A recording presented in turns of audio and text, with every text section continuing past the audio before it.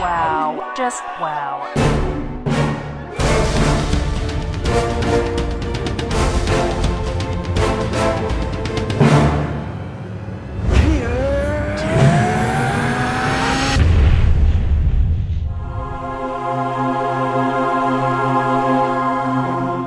Episode 2, Future. Hello, and welcome to Episode 2 of the NExUS, brought to you from the future through a time hole. This is the year 3000,000,012. Using our future technology, we have determined the features that will be of most interest to you, the primitive people of 2010 with your Xboxes and breathable air. Here's what we came up with. We'd run down the latest Xbox news, from zombie DLC to Fable celebrity. We get 3 lemons in Fallout New Vegas, comic jumping aplenty in this week's arcade game Comic Jumper, and prophetic visions of the future. So, without further ado, here's Future Andy with the news. Open your mind to this week's news. Details are starting to emerge about the last piece of downloadable content for Alan Wake, called The Writer. Because, as you may be aware, Alan Wake is a writer. I know, he keeps it quiet, right? Anyway, The Writer concludes the new sequence started in the previous add-on, The Signal, with Alan starting to fight back against his surroundings while being guided by the mysterious diver Thomas Zane. The trailer features more of the words have power gameplay seen towards the end of the main game, as well as floating trees, dark claustrophobic tunnels, and bloody Barry wrapped in Christmas lights again. For once, details are totally forthcoming about the release date and price. That'll be the 12th of October and 560 of your Microsoft points. Thank you very much. Those that like the dialogue in their video games to be said by people whose faces they recognise are in for a treat with Fable 3. Lionhead has just announced the full cast for the game, including Sir Ben Kingsley, John Cleese, Simon Pegg and Michael Fassbender. You can head over to the Video Marketplace now to watch a new dev diary where the cast reminisce about their experiences with Fable before Peter Molyneux smashes into the room and cleaves the table in half with a 2-handed broadsword. Oh, apparently that bit's cut. Sorry, never happened. If you played the passing for Left 4 Dead 2, then you know that we're due a second game add-on called The Sacrifice. And if you know Valve, you'll know that it likes to announce things, then lose interest and wander off, maybe chasing a patch of light on the carpet or getting entangled in the curtains. Well, it's finally remembered about The Sacrifice and given it a firm release date of the 5th of October. The Sacrifice lets you play the passing from the perspective of the original Left 4 Dead quartet, and Valve says that it also introduces a new style finale known as sacrificial gameplay, where you have to decide whether you or one of your friends martyrs themselves to the Horde while the others make their escape. That's not all either. Anyone who downloads The Sacrifice gets an updated version of the Left 4 Dead 1 campaign, No Mercy, featuring Left 4 Dead 2 special infected, items and weapons. Both campaigns are also playable in Versus, Survival and Scavenge modes. How much, you ask? 560 MS points, we nobly reply as the Horde rises up around us. Yeah, about 3 weeks now. Yeah. Can I get some ointment for it or something? Right, this elevator pitch is from Mike Yorston. He says it's a free-roaming zombie game. Communication via the headset is disabled. Instead, players must leave messages written on walls to coordinate their efforts. I think if the messages are written in brains, but zombies would then eat the message. So it's kind of impractical. I'd pass on that one. Practical, down, thumbs down. Sorry, Mike. Cosplay is the ancient Japanese art of dressing up like an anime or video game character and having your photo taken. One of the best places to see cosplayers is here at Tokyo Game Show. So we're going to check out some of the best and most interesting costumes we've seen. So, what makes the difference between a good costume and a bad costume? It's probably easier to just show you. Do. Try and add a little variety to costumes that are bound to be popular. Don't. Do whatever the hell this is. Do. Pick a character with similar physical characteristics to your own and build from there. Don't. Just don't, alright? Do. Make your costume as accurate to the original anime or game character as you can. Don't.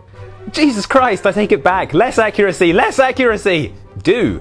Make the effort to come from overseas to share your cosplaying skills with the world. Don't. Expect to get out of there alive. Do. Try and pick a unique character to stand out from the crowd. Don't. Pick a character that requires us to do a 15-minute Google search to find out who the hell you're supposed to be. It's ever popular character Airman from Mega Man 2, by the way. Maria!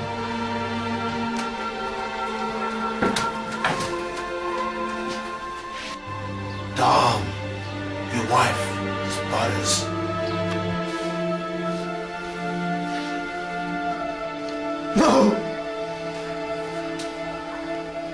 Maria. No, baby. Hi, my name is Ed Boon, the co-creator of the Mortal Kombat series, and the NExUS is a flawless victory. Briefly, a few facts about Fallout. For as long as there have been nuclear weapons, there have been people wondering what would happen to society if they all went off, and exactly how big the giant glowing scorpions we'd have to fight on a daily basis would be.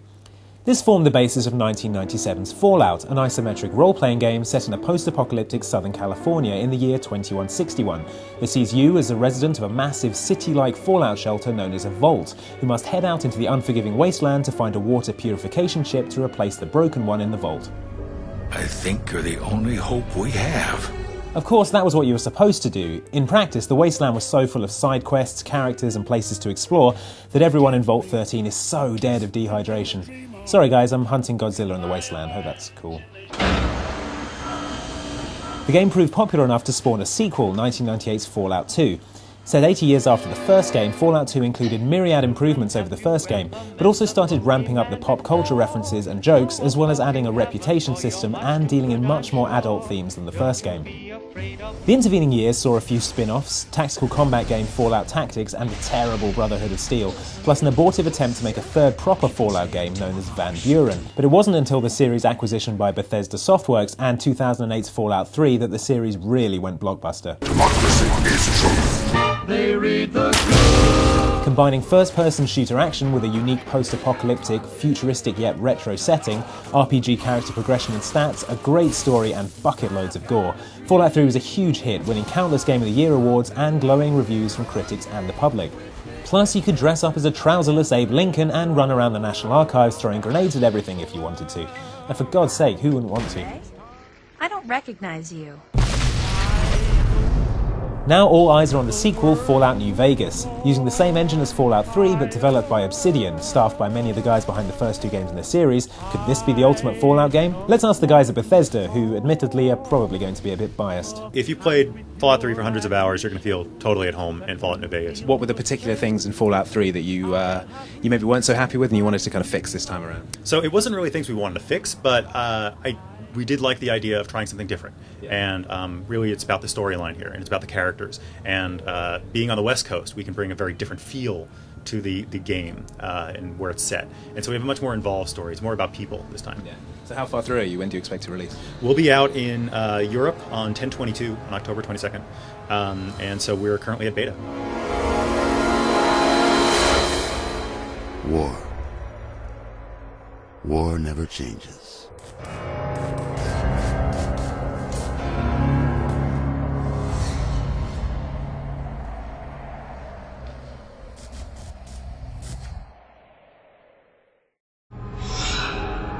Embrace eternity.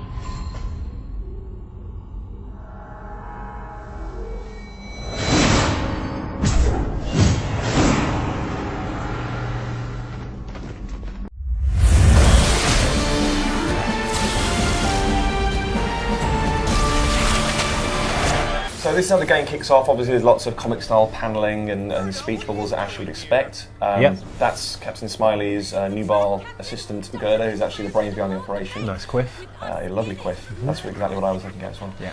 The ultimate goal of the game is to earn lots of cash to bankroll Captain Smiley's own comic, which has been cancelled because nobody likes it. It's terrible. Yeah. It's absolutely awful. He has a ridiculous.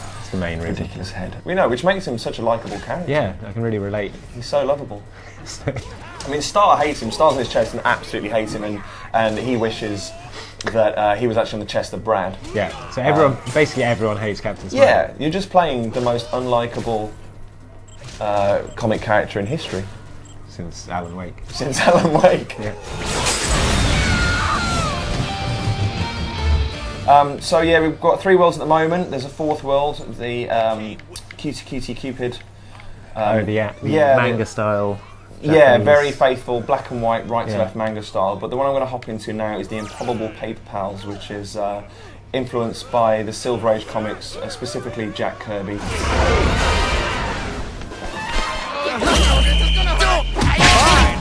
He's got this very Silver Age kind of X-Men look to him here. Yeah, he does. He's also got a lump of paper in his pants. Right.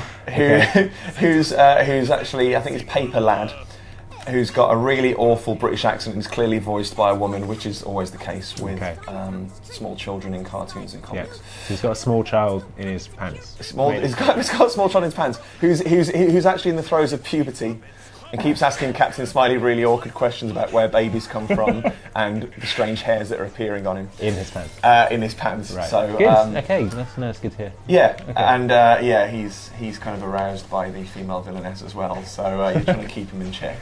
Okay. So now we're jumping into Nanook the Obliviator, which obviously is a reference to a massively unsubtle reference to Conan the Barbarian. Yes. Being Conan backwards, as it is.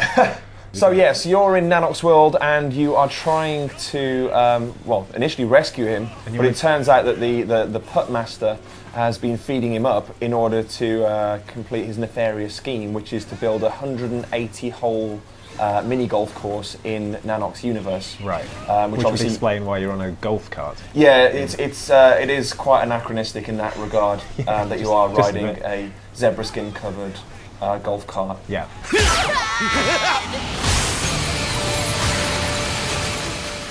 Big question, would you recommend it? Should people get it? Yeah, definitely. It's the most ambitious game that Twisted Pixel have created to date. It's certainly no less accessible, but I definitely think the scope of it, the ambition, the humour, it really shows that they've come on a long way since the More. But you know, this is effectively the Xbox Live Arcade equivalent of Spider-Man Shattered Dimensions, and frankly, no less ambitious in its scope or execution. Hasta mañana, douchewads! It's just a test, Mr. Marr, designed to provoke an emotional response. You're given a calfskin wallet for your birthday. I would exchange it for robot fuel to power my robot body. Interesting. You're asked to do an outro for the NExUS. I would say that's it for this week's show, everybody, but we'll be back next week with more from the NExUS, this time on the topic of morality. Then I would suggest that people can send in their suggestions for top 5 lists, game pitches, or even provide backgrounds for the show. The Haunted Printer knows all.